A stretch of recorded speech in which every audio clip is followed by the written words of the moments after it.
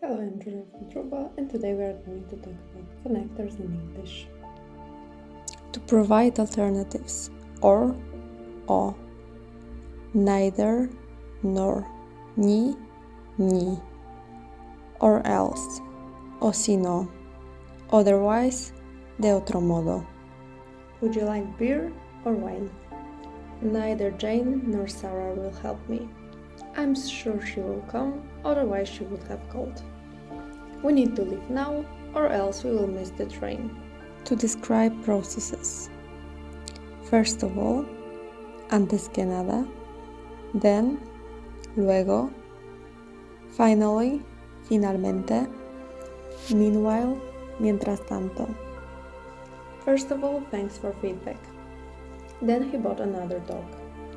Finally, he got the job. She was cooking dinner, meanwhile he was setting the table. Don't forget to subscribe to our YouTube channel.